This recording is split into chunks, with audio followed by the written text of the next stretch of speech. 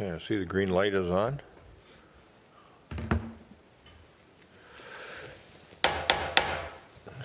Well, good morning, everybody. It is about 8:20 on Thursday, January 6, 2022. This is the meeting of the Edina Housing and Redevelopment Authority. It is being held in hybrid fashion, both virtually and in person. And if you're watching on cable TV or at edinamn.gov live meetings or Facebook, a couple of things to cover. There's only one opportunity for people in the virtual world to be able to visit with the HRA this morning, and that will be during public comment, community comment. There is no public hearing matter before us this morning. If you want to call in for community comment to express to the HRA a matter that's of concern to you that's not on the agenda or scheduled for a future public hearing, the number you can call is on the screen, 800-374-0221, and the conference ID number 549-1415. Give the operator your name, your street address, and your phone number. Press *1 on your telephone keypad when you would like to get in the queue to speak, and then Director Benarott will bring you into the HRA to introduce you when it's your turn to speak. And we'll handle those folks that wish to speak to the HRA during community comment that are live in the chambers first this morning. Having provided that information, I'm now going to call the meeting to order of the Edina Housing and Redevelopment Authority. As I said, Thursday, January 6, 2022 at 8:22 p.m. or a.m. Excuse me, 8:22 a.m. And the roll call, please, Ms. Olson. Commissioner Jackson. Here. Commissioner Anderson. Here. Commissioner Staunton. Here. Commissioner Pierce. Here. Chair Hupland. Here. Next, we have a Pledge of Allegiance this morning. I pledge allegiance to the flag of the United States of America and to the republic for which it stands, one nation, under God, indivisible, with liberty and justice for all. Thanks, everyone. And on to the meeting agenda. Is there anyone who wishes to modify the meeting agenda? If not, is there a motion to approve the meeting agenda as published? So moved. Second. A motion by Commissioner Jackson, second by Commissioner Pierce to approve the meeting agenda as published. Any further discussion? All those in favor of approving the meeting agenda say aye. Aye. Aye. Opposed? Carried. And now we are back to that stage where we're going to do community comment. Again, remember the number is 800-374-0221. Conference ID up on the screen, 549-1415, 549-1415. Please call in now if you're not already in the queue. Make sure you give the operator your name, street address, and phone number. Press *1 to speak, and then Director Benarott will bring you into the to talk to the HRA. And anyway, let's go to folks in the audience. Is there anyone in the audience who wishes to address the HRA on a matter of concern to them this morning? All right. Anyone in the I do not have anyone in the queue yet. Since the meeting really just started, I would recommend we wait 1 minute, giving people time to call in since there is a slight delay in the broadcast. I will watch my clock and I will come back to you in 1 minute or when we have a caller, whichever is first. All right.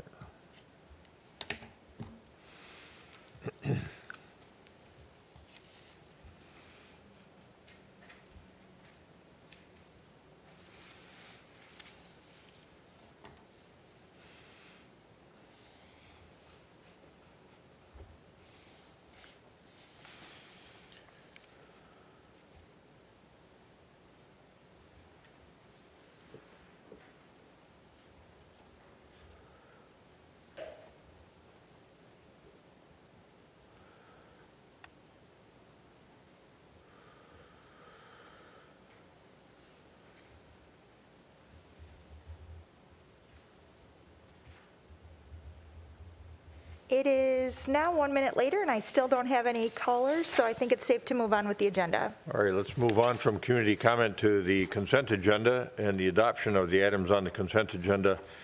Is there any commissioner that wishes to remove an item from the consent agenda?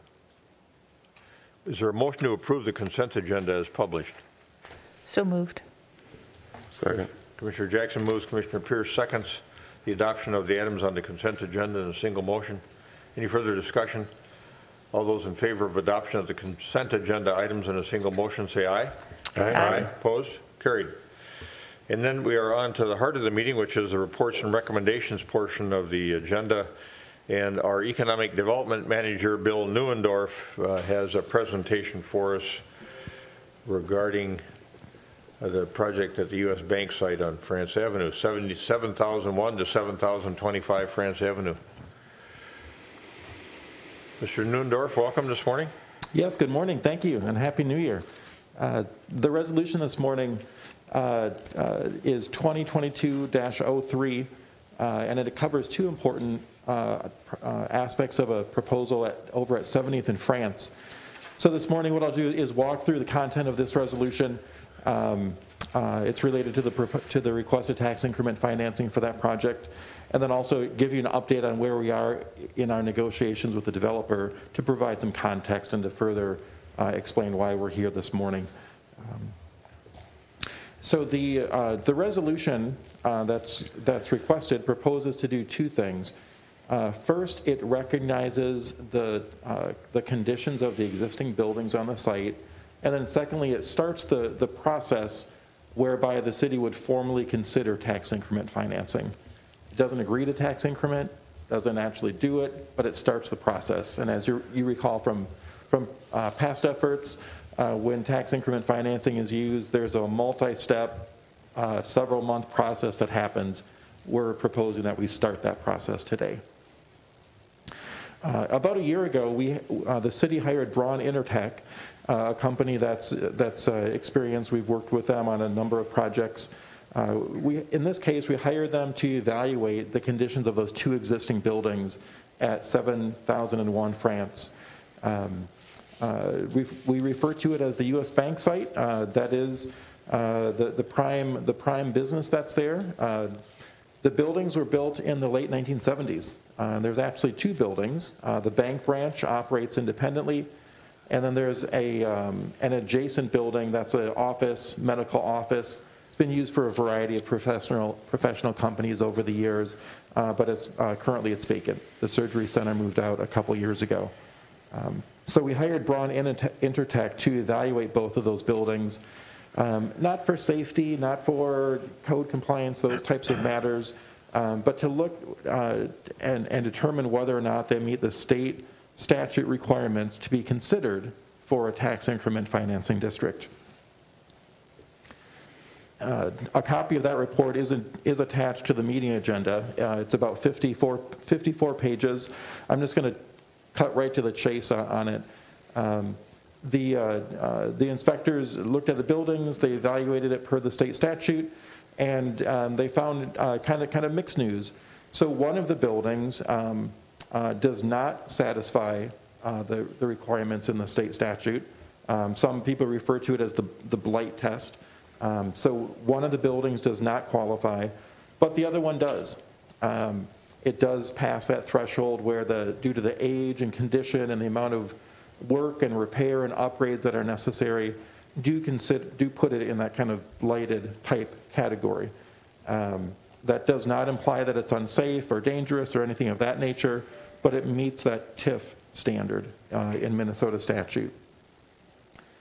The table on the right side on the screen this morning compares the two types of districts. So in the past, the city's considered creating a redevelopment TIF district. That's one that lasts for about 25 years. And then there's another type of district called a renewal district that lasts for about 15.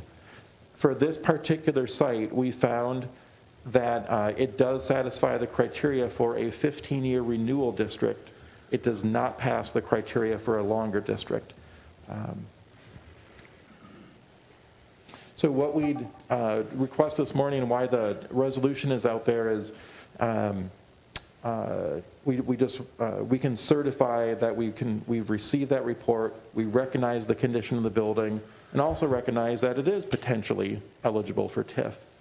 And then that would then lead into the public process to start start the whole evaluation, schedule public hearings, reach out to the school district and the county and all the other taxing agencies. The Minnesota TIF statute does have that multi-step process. There's a summary of it on the screen this morning, but the very first step is for the HRA to request that the City Council schedule a future public hearing. And that ultimately is what staff is recommending and asking for this morning. The meeting schedule would then have a public hearing in March. There'd be a number of inputs collected throughout January and February to get to that point. And then that would put the City Council in a position to take action, to consider action by the middle of March, tentatively at the March 15th City Council meeting. So the resolution today does not commit to anything other than listening and considering. So that's the heart of the resolution. I want to give you an update on why we're here today and where we are with the project. So the project we've talked about quite a bit. It's a massive private investment on the site in Edina. Working with the developer, this is about a $250 million investment into this corner of Edina. It breaks the 5.5-acre site into 4 pads for a new bank branch for the U.S. Bank. They are eager to remain on the property, but they just need a building that's more conducive to their 21st century banking operations rather than their 1970s banking style. New office building, new residential building, and then associated parking. These are the same concepts that you've seen for several months now. This project, again, this is similar to a slide we presented before. It's unique due to the timing in the market. This could be the first project that actually follows those Southdale design guidelines and subdivides the big property into smaller pads that are more walkable and provide for more street life, more vitality. This could be the first project that abides by the city's new sustainability standards. That new policy with LEED certification and more EV chargers and solar energy. And it could be another project that contributes quite a bit to the public realm experience. So right now there is a sidewalk that runs on at least one side of the property. The site would be completely reimagined to really welcome the public and create more of a place, the kind of place that's envisioned in that Southdale design guideline. Public sidewalks, public parking, public art, public plazas. We've really been working with the developer and pushing the developer, frankly, to make sure there's clear public spaces on this property. One of the biggest challenges, however, though, is the economy. If constructed, this would be the first new office building in over 20 years in Edina. It's a tough time to do office space. We're still in the middle of this ongoing pandemic. We talk about cost escalation, supply chain issues, some uncertainty in the national marketplace about the Twin Cities. We've had quite a couple years of civil unrest in addition to all the pandemic, so there's certainly some weak knees in the national markets when it comes to the whole Twin Cities market. But yet, commercial seems to be the best thing for this corner. So as the staff has been meeting with Mortensen Development on this, we've really been trying to help figure out what the city needs to do to help make the project viable. We've also talked at length in the past, and I'll summarize today, about parking. That's one of the biggest drivers of cost on this site. In order to get the office building, there's about 500 parking stalls that are needed to make that viable in the marketplace. In the suburbs, people expect free parking. If we were downtown, they could charge, but you can't really do that in the suburbs. The market's just not ready to go there. And it's that parking cost that really drives up cost without driving up revenue. So as we've been working with the developer, we've tried to find ways where we can make sure that the parking is available for the customers, but also available for the public. And we've made a couple changes to that strategy. The first being that the parking on the main level of the residential building would also be public. The upper levels would be private for residents only, but the first level has a separate entrance. It's designed to be available more on a commercial basis. The developer is willing to do public parking on that level. That's about 118 stalls that are shown here. And then in the main parking structure, a similar strategy. The surface level parking, there's about 40 stalls there. That would be available pretty much 24 hours a day, 7 days a week, 365 days out of the year for public purposes, or people visiting the site or potentially visiting an adjacent site. Of course, we would give the developer rights to establish reasonable time limits. We don't expect people, we don't want people to park here for free parking, go to the airport, and return 3 weeks later.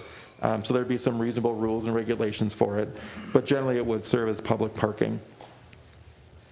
And then the upper levels of that parking structure would also be available to the public, but on a more limited basis.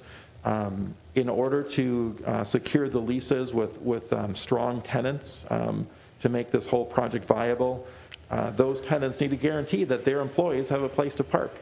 So the strategy there would be to prioritize the employees during the daytime hours, Monday through Friday, but in those evening hours and weekends, to make sure that that entire building is available to the general public for events or for whatever reason they have for visiting there.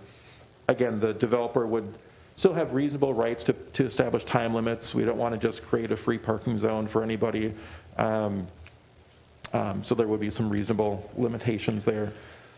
But that's the current direction that we're heading with the parking. And the reason that we've talked about parking so much on this project, again, is that's the biggest driver of cost on this right now. So we've talked also in the past about some of those items that the city would be willing to provide reimbursement for. That list has not changed. We're looking at a TIF amount of about $22 million, which is about 8 or 9% of the overall project cost. And I mentioned reimbursement in passing, but when Edina uses TIF, we make sure that the developer retains the risk in the project. So the city isn't putting $22 million of cash into it. Like with other projects, we would issue a TIF note, which is a pledge to reimburse them in the future after they successfully complete the project. If they don't start the project, if they don't finish the project, the city is not on the hook for anything. But when they successfully complete it, that's where we would pledge to provide that reimbursement. And of course, there's some guardrails in Edina and also in Minnesota statute. We would not be using TIF for private parking, some executive type parking, the residential parking that's exclusive to the building residents. We would not be using TIF to build the office building itself or to build the high rise itself or any of the architectural costs. We've also made sure to keep a boundary on the U.S. Bank branch. While that's such an important part of this whole project, we've also structured the financing so that the bank is financed on its own, so tax increment is not provided to that single-story commercial building, but to more of those public areas. So that's where we are in general. We expect to be back in front of you in February with a full term sheet so that you have a better idea of where those TIF dollars are going, what the overall project budget is looking like. So we continue to meet with the developers on a weekly basis to get to that point. But as we've been meeting with them, we also are cognizant that the clock is moving. U.S. Bank has an approved site plan. They want to build a new facility here in Edina. They want to break ground in March. So in order to allow that piece to start, we need to start moving with this TIF conversation and start scheduling these future public hearings. So that's why we're here today. Overall, staff is still generally supportive of using tax increment on this project. There's a lot of great public benefit. It's a massive private investment in Edina. We do recommend that Braun Intertech report be recognized to confirm that those existing buildings do satisfy the renewal standards for TIF districts. And we also recommend that we begin that public review process and start scheduling meeting, reaching out to the schools, county, et cetera. So in conclusion, we certainly recommend that this resolution be approved. I'm available for any questions. Also in the audience this morning, we have Ted Carlson with Orion Investments. Nate Podratz with Mortensen is here as well. And I believe Brent Webb from Mortensen is available online. So we'd all be available for any questions if you have any. Thank you. Good. Thank you, Mr. Neuendorf. Questions by commissioners for Mr. Neuendorf? You want? Commissioner Jackson? Thank you. Just real briefly, I want to thank you for including in your presentation the argument or the discussion of risk. I think that's really an important part of any time we use TIF in the city. And so thank you for your detailed explanation on that. And I heartily approve that structure. So thanks.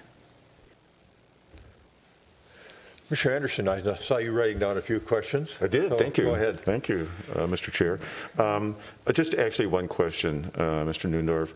The public parking on the main level, I didn't see those specifically referenced with whatever restrictions are there. What would those be? We have not written them at this time, but other projects, we would look at what we've done in the past.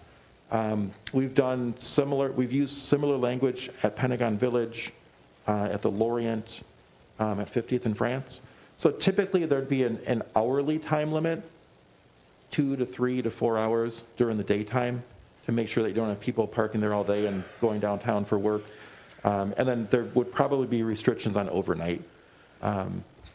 We just don't know if there's a need to encourage overnight parking. Sometimes there's it can be more of a detriment. Sometimes for some of these facilities, you want to lock them up at the end of the night and avoid creating destinations for people to hang out and cause mischief. Okay. But we've not created those specific guidelines, but they'd be along those lines. It sounds like they would be readily available throughout the day. This is actually virtually or completely accessible public parking. Yes. The ones on the first level for certain. Okay. Yep. Pretty much 24/7 with some hourly restrictions. And how the city's typically done it is we've given rights to the city manager to accept the conditions, because they could change over time. I see. At 50th and France, it seemed like every 2 or 3 years we tweak those parking regulations depending on consumer needs. But the authority would rest with the city manager. So if a future owner or future developer of the site would come up with something that is detrimental to the public use, the city manager would have rights to reject that and agree to what is reasonable. Okay. And then in your recommendations, number 2 is that staff's recommending that the Braun report be recognized to confirm the existing buildings qualify as a potential TIF district.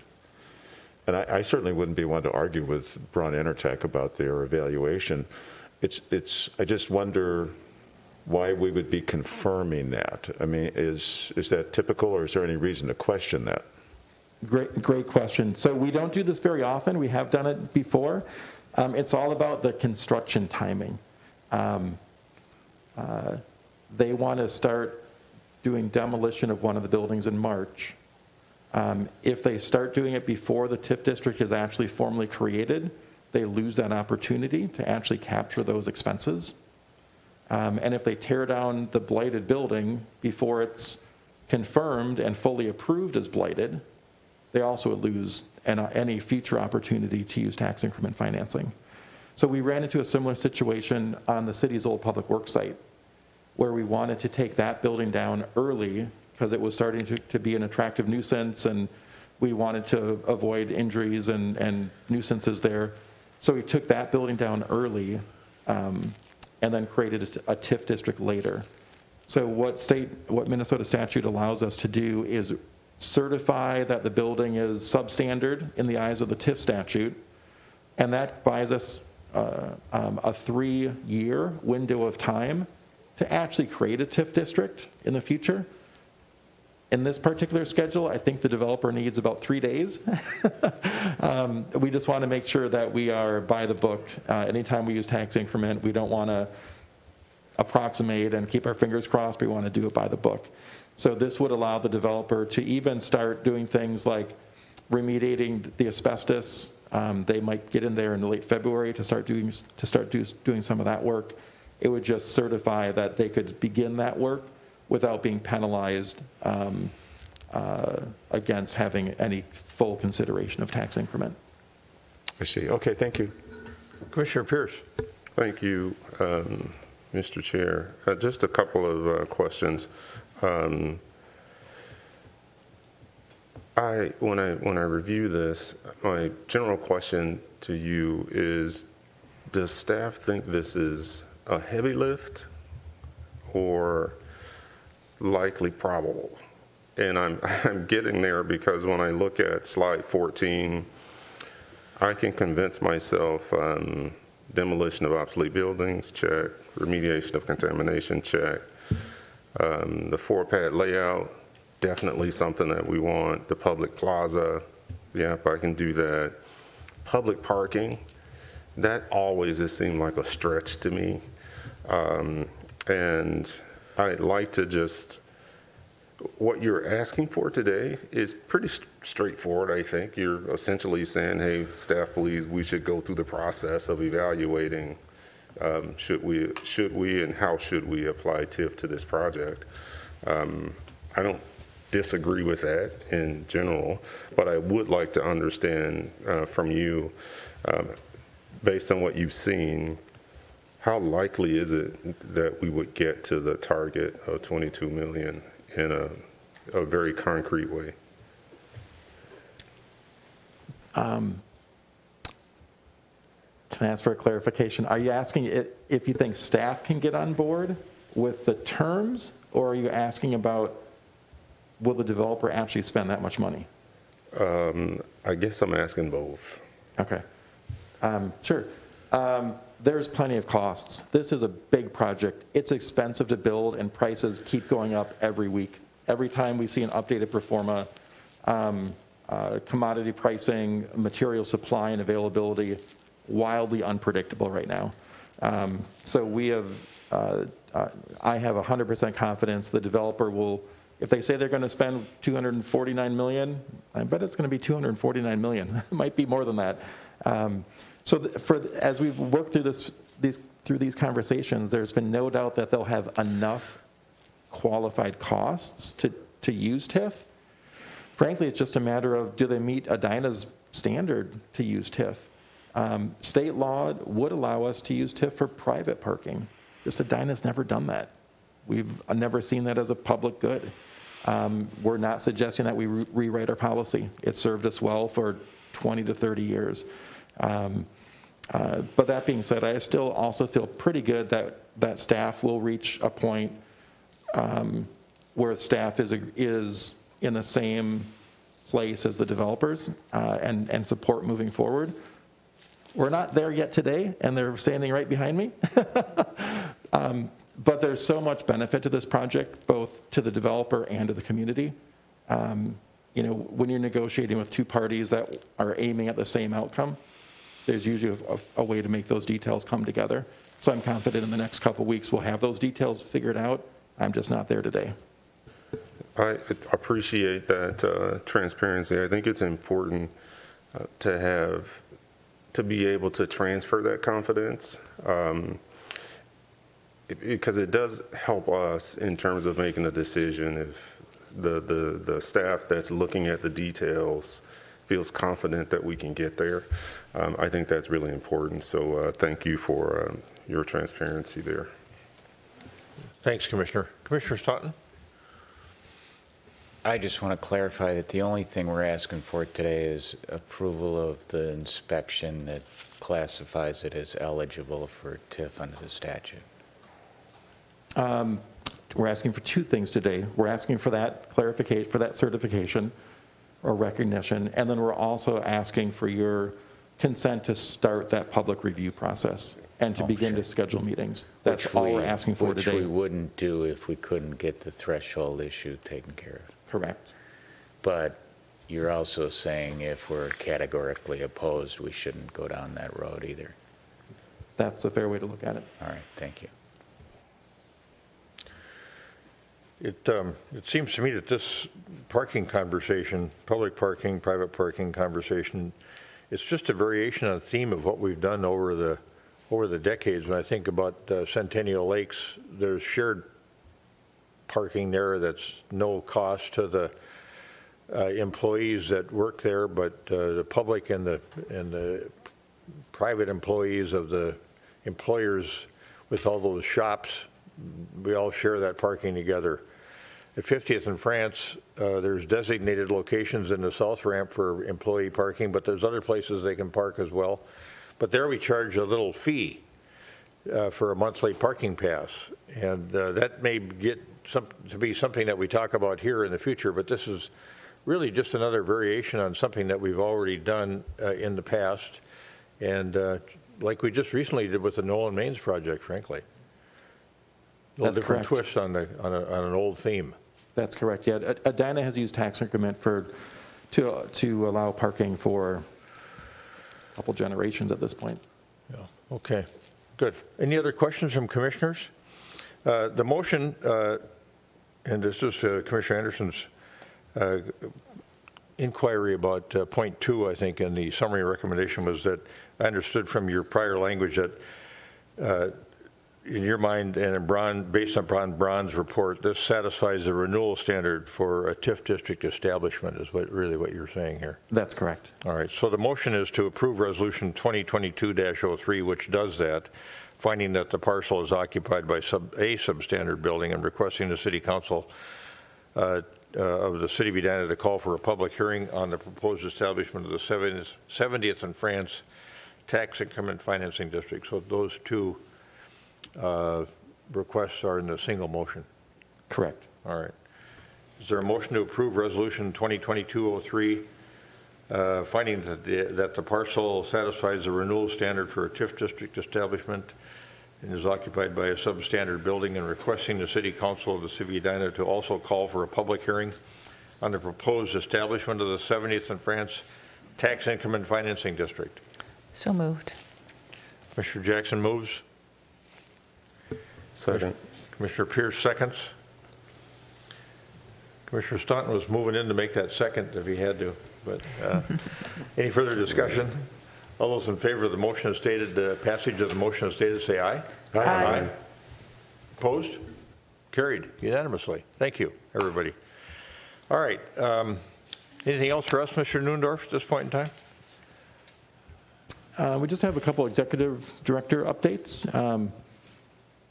They don't take a lot of time, but in your packet, there's an annual, a year in review type of report that staff has prepared. This is something that we started doing a few years ago to summarize the previous year's actions and activities. It's a fairly simple document. It provides updates on each of the projects that the HRA has either had some type of hand in, or they're in a TIF district, even if they're privately funded. If they're within the realm of what the HRA operates on, we included a quick update in there. For this year's report, we also added a couple pages that summarized some of the outcomes on our affordable housing efforts. So there's a table in there that has a list and a cumulative running total of the number of new units that have either been constructed or under construction or are approved and on the schedule to be constructed. Stephanie Hawkinson has put that table together. There's also a summary of the Affordable Housing Trust Fund, where the revenues have come from and where they've gone, to keep folks up to date there. There's no new information in this document. It's really just a digest of what's happened in the previous year. And in this year's version, we also included a few tables that summarize the agreements that the HRA has made with developers. From time to time, we'll hear in the community that the city has given millions of dollars to every developer that walks in the door. I think we've issued 3 TIF notes out of 60-some projects that we've approved in the last couple of years. So we provided a summary on those 3 TIF notes, the balance, when they were issued, what they were for. So in the interest of public transparency, that information can be found elsewhere on our website somewhere. We thought it'd be helpful to put it in one digest. So that's the annual year in review. document. Executive Director Neal, did you have any supplemental comment on that one? That's it. That's part of, I think we have a requirement actually in our bylaws to present an annual report to you like this, so that's what this fulfills that requirement. Commissioner Jackson. Yes, thank you, Mr. Chair. You may already be planning to do this, but can you please post this on Better Together Edina and notify, send out some sort of press notification or public notification that this is available? Because I think this is a really valuable document, and in the issue of transparency, I think that would be great to tell people it's out there, because it's a very good, well-written, and thanks, guys. It's a good job. All right, good. So Thanks for thank you. that comment. And I'd also like to have you send it to us separately from being kind of buried in the agenda. Sure. So we each have that information ourselves to share with folks. Happy to do that. Thank you. And then Executive Director Neal, you wanted to talk about bylaw review or potential bylaw review. Well, we do have also a mandate, I guess we'd call it, in our bylaws to look at any potential bylaw changes and to see if you have any potential bylaw changes that you'd like us to explore as part of the HRA. Has anybody been staying up late at night reading the bylaws? We assume that you have, so that's why we're here Couldn't today. sleep. Read the bylaws. Because there's nothing else going Slept on about in the 10 world. hours. And we thought you might be looking at HRA bylaws. But Well, I suppose you could circulate them and then we could take a look. yeah. Thank you. Anything else, Executive Director Neal? I do have one other item in my position of city manager instead of executive director of the HRA, and that is the question about whether we could or should get together for a brief special emergency meeting tomorrow in your capacity as city council members to talk about COVID-19 related issues. So I don't know if you want to adjourn the meeting and have a quick conversation about that, or you just want to say yes or no right now. I think we've been getting quite a few emails from folks on both sides of the masking issue, wondering about whether we're going to follow the lead of Minneapolis and St. Paul. And I've asked Mayor Fry to send me the data on which they relied for determining that they were going to do a mandate. We know that from having done a mandate before, we were only a week or so ahead of the governor when we did it at the front end of the pandemic. But I don't foresee the governor doing anything now. I think, So I think it's probably merits a conversation, but it should be, we should have some good data to be able to base our conversation on. And, would that work for folks if we tried to figure out from a staff perspective when we'd all be available tomorrow? Right. Okay. People are amenable to that? Yeah. And Mr. Chair, can we have our own staff, Mr. Brown, or Director Brown, be here as Sure, well? absolutely. I'd appreciate that. Say that again, please. Director Brown from the Health and Safety, I'd like to have him here as well. Right. And we may have somebody from Bloomington Public Health? Or Maybe, not. but Jeff Brown But for he'll sure. have good knowledge of their position on things. Yeah. Okay. Our infection rate right now is the highest it's ever been. So, we started keeping that kind of data in March of 2020, and it's exceeded that level. All right. We'll show you how much and kind of what the trajectory is, but there's no question that that's where we are today. All right. Does noon work? 1 o'clock? 1 o'clock? Are people able to check their schedules right now? Yeah? Let me look. 3 for Friday. 4? Noon doesn't work for me. I got a meeting at 11:30. I'm good. 1 o'clock? I can do 1. I don't know if I can get done by 1 with this project I'm on with these people. I could safely maybe do 2. 2? Would that work? Yeah, I should have said I'm good 1 on. Okay. Yeah. 2. Does 2 p.m. will work? 2 p.m. it is. Yeah. We'll book it then. Okay. Thank you. That's all I have today. Thank you. We'll be back here at 2 o'clock tomorrow. Whether it's in this room or in the community room, I'm not sure yet, but yeah, on site. Yeah. Okay. All right, folks, any of the commissioners have any comments they want to make? All right, very good. Is there a motion to adjourn? So moved. Second. Commissioner Jackson moves adjournment. Commissioner Pierce seconds. Any further discussion? All those in favor of adjournment say aye. Aye. Opposed? Carried. Stand adjourned. Thanks, folks. Right on the